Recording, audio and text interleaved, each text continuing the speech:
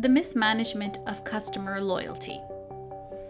I was watching a rerun of Shark Tank the other night when I heard Kevin O'Leary ask an entrepreneur what her customer acquisition costs were and what their lifetime value was. Unfortunately, the entrepreneur didn't know. It's so easy for viewers to judge these entrepreneurs when they're fumbling answering some basic questions under the spotlight. But how do we know what it feels like?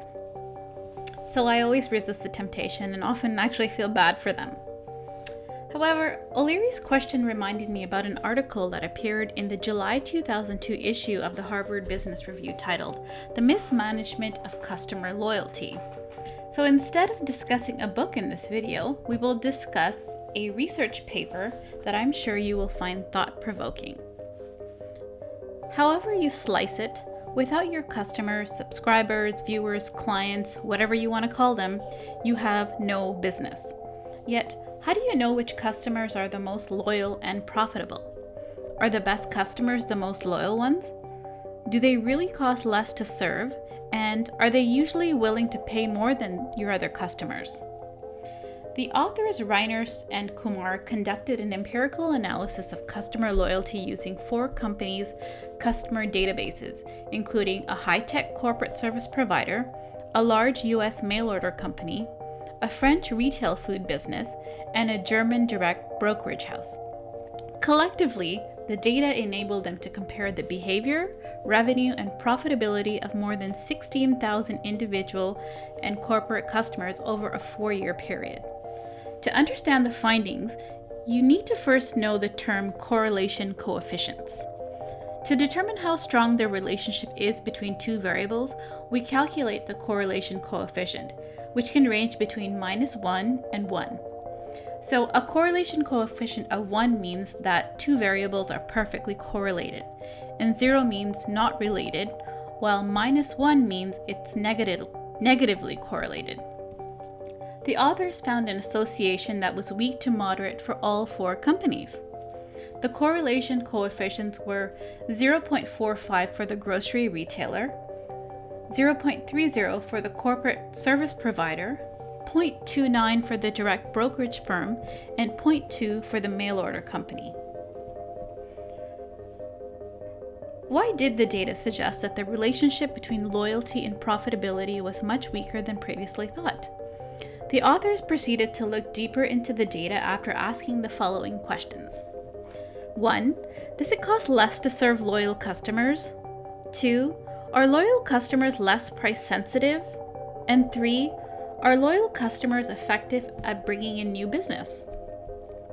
Based on their findings, they presented a methodology to enable business managers to determine far more precisely just when to let go of a given customer and improve the returns on their investments in loyalty.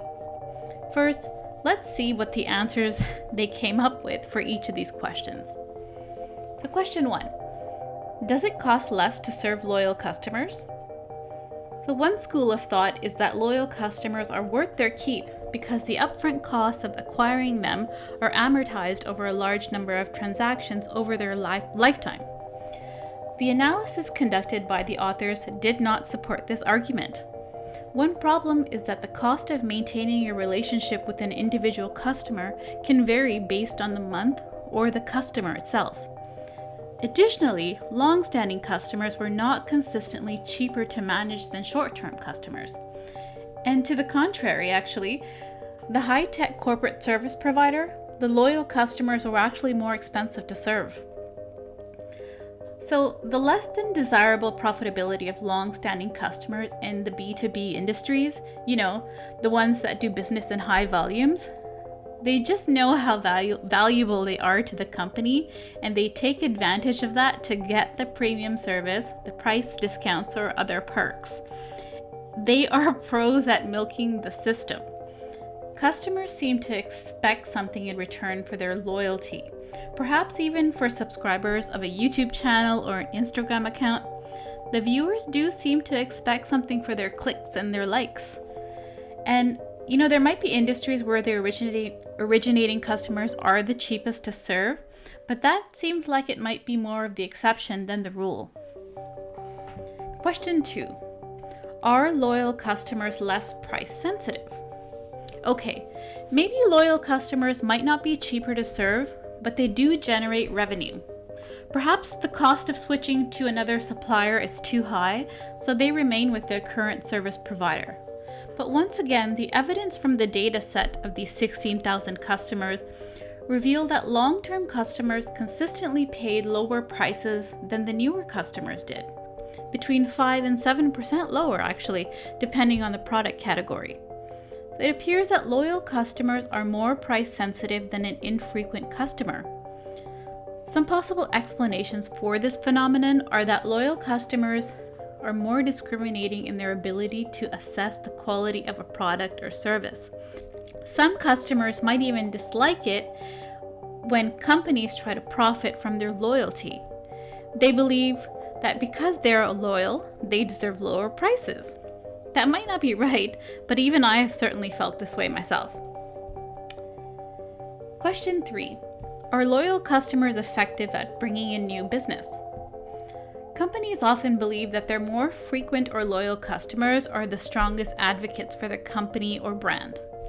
Again, the authors did not find a strong correlation between loyal customers and their propensity to market by word of mouth to others.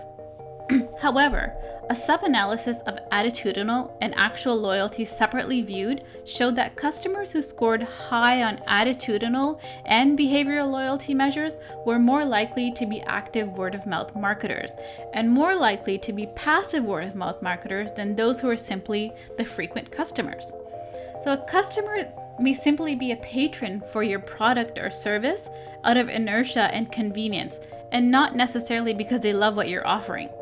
So the takeaway is that behavior counts, but so does the customer attitude. I do think this finding has important implications for the big data and analytics movement storm that has taken over the world.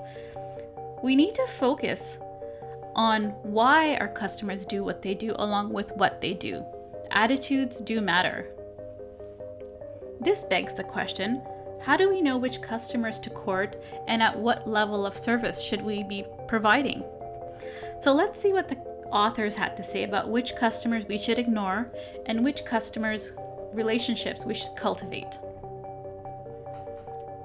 I like to call this different strokes for different folks. Assuming you have already analyzed your customer's profitability and the projected duration of their relationship based on something like event history modeling techniques, you can then place your customer into one of the 4 following quadrants. They can be strangers, barnacles, butterflies, or true friends. When profitability and loyalty are considered together, we find that different customers should be treated in different ways. On the bottom left, we have strangers. Strangers are customers who offer no loyalty and bring in no profits.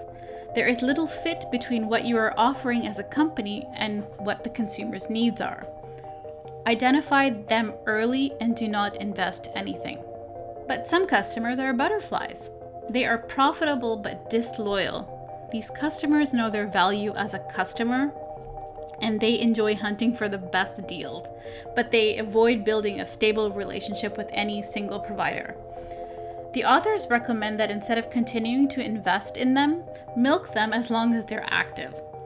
And attempts to convert these butterflies into more loyal customers also tend to be futile, so be aware of that. True friends, which are on the top right, have the highest profit potential, but you need to be gentle with your communication. So tread lightly while making all efforts to delight them without overkilling it. And finally, on the bottom right, we have barnacles. Barnacles are highly loyal, but they tend not to be profitable customers. Like barnacles on the hull of a cargo ship, they create additional drag. So if you manage them properly though, sometimes they could become profitable. So find out whether they have the potential to spend more than they currently do. Final thoughts. Over the years, I have revisited this paper. Traditional tools for segmenting customers do a poor job of identifying profitable customers, and they cause companies to chase after these customers who were initially profitable, but now they hold a low likelihood of future profitability. So the authors suggested this model based on event history modeling techniques that more accurately predict future buying probabilities. And by the way, we did not discuss event history modeling techniques in this video, but the original article does discuss that in some detail. The model of barnacles, strangers, butterflies, and true friends presented here for managing customer loyalty and profitability makes sense, but you might need to adapt it based on your industry. If you have been in business for any length of time, you know that all customers are not created equal. Sometimes you even need to fire a customer, and this model actually encourages it. And finally, the authors remind us that managing customers for loyalty and managing them for profits must be considered together. If you like this video, please click the like button, share it, subscribe, and hit the bell icon. And I thank you so much for watching.